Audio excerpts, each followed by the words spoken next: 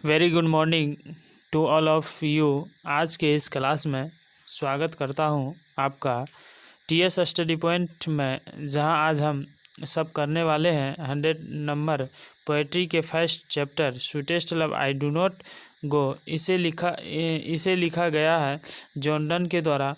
उसका ऑब्जेक्टिव, जी हाँ, पहले जैसा कि मैंने आपको पोएट्री के line by line Hindi explanation कराया था, आज के इस क्लास में मैं आप सब के लिए लाया हूँ 25 ऑब्जेक्टिव क्वेश्चन, जो आपके एक एग्जामिनेशन के लिए बहुत ही ज़्यादा महत्वपूर्ण है।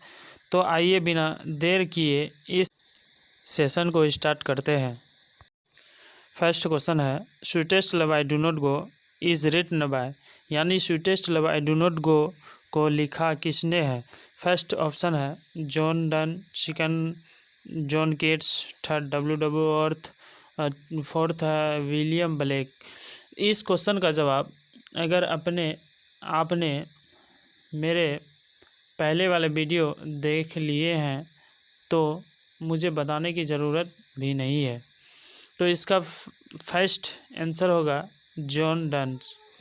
Sweetest love I do not go को जॉन डन ने लिखा है। इसका फर्स्ट यानी कि ए ऑप्शन सही है। सेकंड क्वेश्चन है, sweetest love I do not go is a dash poem. Sweetest love I do not गो किस तरह की पोएम है, किस तरह की कविता है।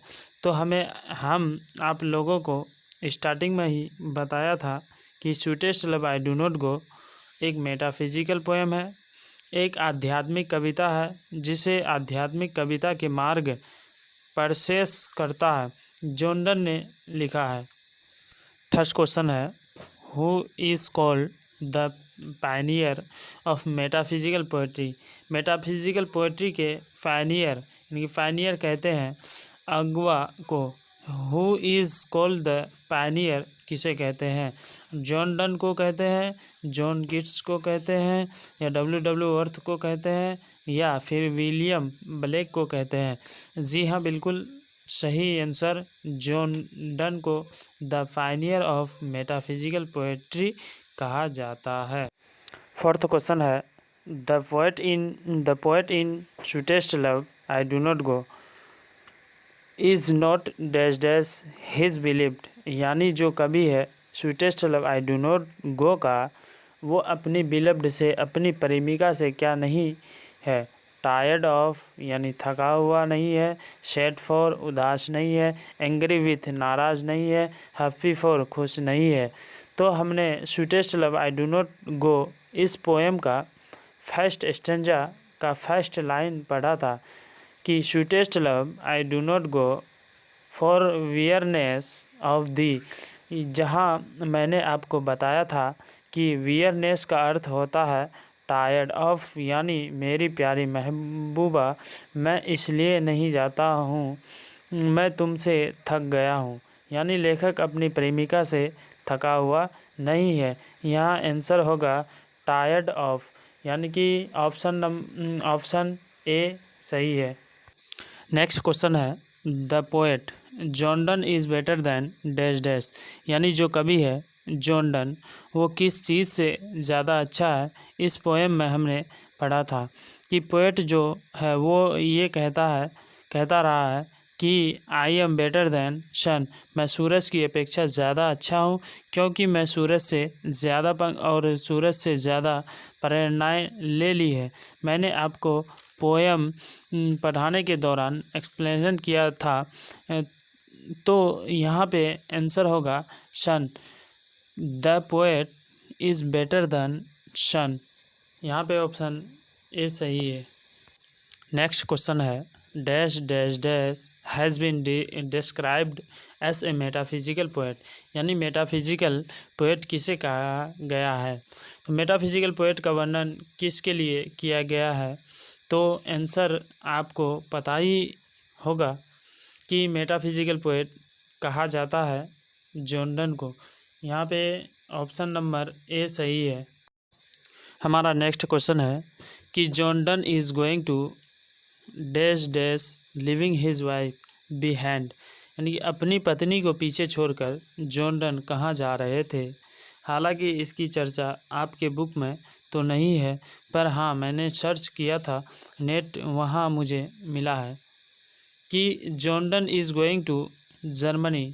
जॉन डन जर्मनी जा रहे थे अपनी पत्नी को छोड़कर।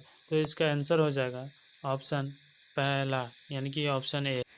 नेक्स्ट क्वेश्चन है dash dash dash wants to gladly accept the death. कौन मृत्यु को हंसते हंसते स्वीकार करना चाहता था।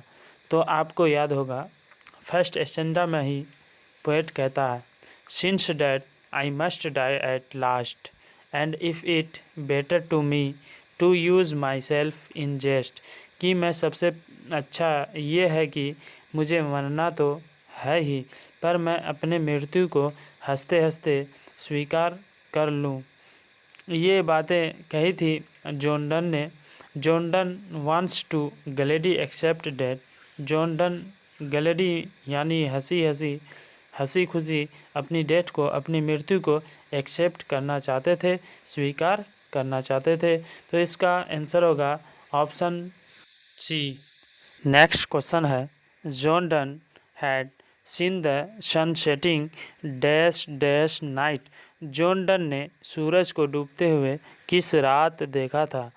आपने पढ़ा था सेकेंड स्टैंजा का फर्स्ट लाइन है yesternight the sun went hence, यानी कल रात सूरज यहाँ से चला गया।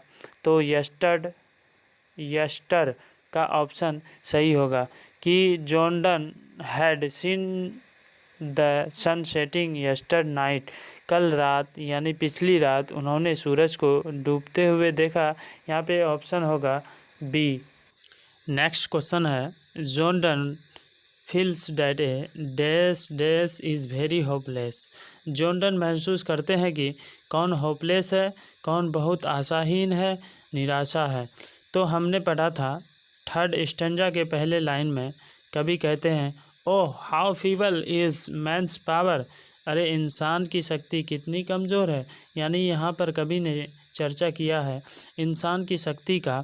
जॉन डन ये कहना चाहते हैं कि oh a man is very hopeless, एक इंसान बहुत ज़्यादा होपलेस है, एक इंसान बहुत निराश है। तो मैंस का ऑप्शन सही होगा, यहाँ पे ऑप्शन नंबर ए सही है। नेक्स्ट क्वेश्चन है John done thinks that dash is certain. John Donne सोचते हैं कि क्या निश्चित है, किस चीज़ का आना निश्चित है। डेट यानी डेट का आना निश्चित है, यानी ऑप्शन है लाइफ यानी जीवन का निश्चित, या वर्क का निश्चित, या वाल्किंग का निश्चित। यहाँ पे डेट ऑप्शन सही है क्योंकि मृत्यु का एक ना एक दिन आना बिल्कुल निश्चित है। It is inability of the nature of law, ये प्रकृति का नियम है कि मृत्यु का आना बिल्कुल निश्चित है। यहाँ पे ऑप्शन हो जाएगा option number A. 12th question है John Donne wants to go to away because he is not tired of dash dash dash.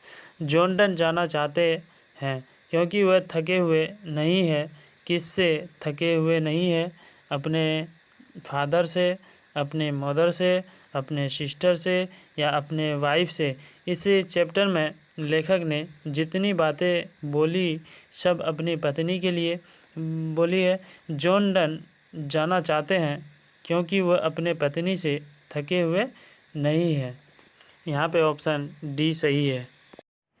Next question है John Donne is well known as for his dash dash, यानी कि John Donne well known as है यानी कि प्रसिद्ध है किस चीज़ के लिए, सॉन्ग्स एंड सोनेट्स के लिए। जी हाँ, इसके लिए भी प्रसिद्ध है। वो सेटायर्स भी लिखते हैं, वो सरमन्स भी लिखते हैं, यानी इसका आंसर होगा all of them.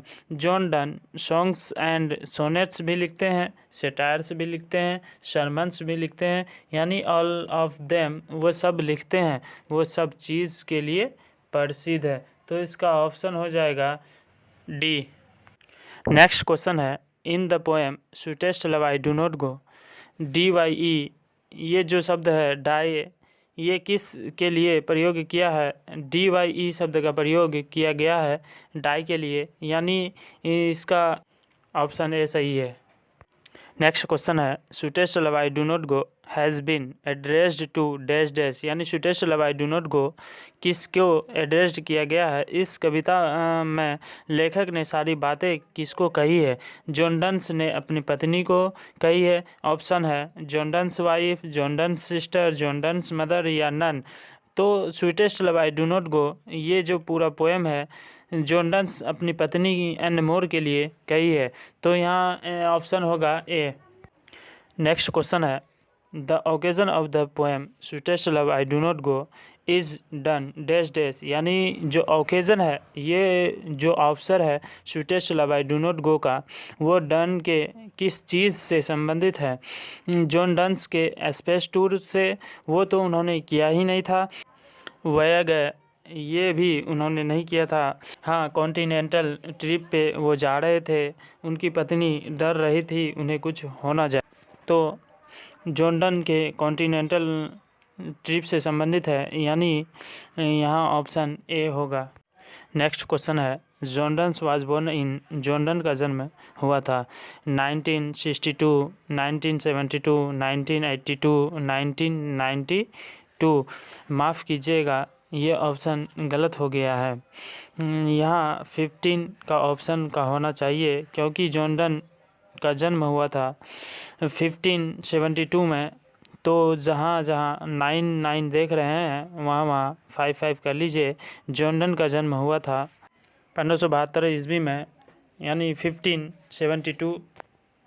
Next question है sweetest love I do not go is a dash dash dash, यानी sweetest love I do not go एक है सोनेट्स, सोनेट्स को 14 लाइन की पोएम है, ये नहीं है। एन ओड, ओड भी नहीं है। बैलेड, ये भी नहीं है, तो ये एक लिरिकल है, यहाँ ऑप्शन सी होगा। नेक्स्ट क्वेश्चन है the who keeps one another alive, वे लोग जो एक दूसरे के बिना जिंदा रहते हैं। कैन नेबर, वह नहीं होते हैं क्या? डाई, वो नहीं मरते हैं, मरना तो सबको है। स्लीप, नहीं सोते हैं। एलाइव, नहीं जिंदा रहते हैं। यहाँ नन का आंसर होगा, क्योंकि आपने पढ़ा था they who one another keep alive never parted, B, वो कभी भी अलग नहीं होते हैं। इस पोएम का sweetest love I do not go chapter का ये सबसे लास्ट लाइन था, they who one another keep alive never parted. B, वे लोग जो एक दूसरे को जीवित रखते हैं अपने मन में, वो कभी भी अलग नहीं होते हैं। यहाँ पर ए का ऑप्शन सही है। नेक्स्ट क्वेश्चन है a man can do anything, एक इंसान कुछ भी कर सकता है इफ़ ही, और वह किसी और से करे, अगर वो किसी और को प्यार करे, अगर वो किसी और को देखे, अगर वो किसी और से नफरत करे, या अगर वो किसी और से को महसूस करे, तो इसका आंसर होगा एक इंसान कुछ भी कर सकता है अगर वो किसी से प्यार करे, बड़ी से बड़ी बाधाओं को भी पार कर सकता है। यहाँ होगा ऑप्शन ए। नेक्स्ट क्वेश्चन है Donne's present himself in sweetest love I do not go in, यानी ये जो चैप्टर है sweetest love I do not go, इस चैप्टर में डॉन ने आपको किस रूप में प्रस्तुत किया है? The first person singular number, second person plural number, या थर्ड पर्सन। तो उन्होंने कहा है sweetest love I do not go, यहाँ आई है, और आई हम जानते हैं फर्स्ट पर्सन होता है, तो फर्स्ट पर्सन का सिंगुलर नंबर होता है, तो यहाँ ऑप्शन ए सही है। नेक्स्ट क्वेश्चन है Donne was briefly sent to prison for John Donne, को थोड़ी देर के लिए जेल भेजा था, आप सबको पता है। फॉर किस चीज़ के लिए? अपने पैट्रॉन्स की नाइस से, क्या करने के लिए? अपने आश्रय दादा की भतीजी से उन्होंने क्या कर लिया था जिसके चलते उन्हें जेल जाना पड़ा? तो हमने पढ़ा था उन्होंने अपने पैट्रॉन्स के नाइस से चुपके शादी कर लिया था, सेक्रेटरी मैरिंग कर लिया था, जिसके चलते उन्हें थोड़े समय के लिए जेल जाना पड़ा था। यहाँ ऑप्शन सी होगा। नेक्स्ट क्वेश्चन है John Donne's was born in, John Donne का जन्म कहाँ हुआ था? कहाँ हुआ था? इंग्लैंड में हुआ था। यहाँ ऑप्शन बी होगा। नेक्स्ट क्वेश्चन है, Jordans was forced to live dash dash without a degree because of his reason. अपने धर्म के चलते, अपने जाति के चलते जॉर्डन को बिना डिग्री लिए ही किस चीज़ को छोड़ना पड़ा था? क्या छोड़ दिया था उन्होंने बिना डिग्री लिए ही? तो उन्होंने ऑक्सफोर्ड यूनिवर्सिटी को छोड़ दिया था क्योंकि वह एक एंटी कैथोलिक धर्म से संबंधित रखते थे। उनका धर्म एंटी कैथोलिक था और उस समय इंग्लैंड का माहौल एंटी कैथोलिक था, जिसके चलते उन्हें ऑक्सफोर्ड यूनिवर्सिटी को बिना डिग्री लिए छोड़ना पड़ा। यहाँ ऑप्शन बी सही है। लास्ट क्वेश्चन है, वियरनेस मीन्स क्या होता है? आपने पढ़ा था वियरनेस मीन्स होता है टायर्डनेस, थकावट। यहाँ ऑप्शन बी होगा। तो आशा करता हूँ ये 25 क्वेश्चन आपको समझ में आए होंगे। अगर आपको किसी प्रकार की कोई प्रॉब्लम होती है तो आप कमेंट बॉक्स में कमेंट करें, मैं जस्ट रिप्लाई करूँगा उसकी। Thank you for watching this video. मिलते हैं अब सॉन्ग ऑफ माई सेल्फ के अगले वीडियो के साथ, सेकंड पोएट्री के साथ। अब तब तक के लिए thank you, bye, see you again.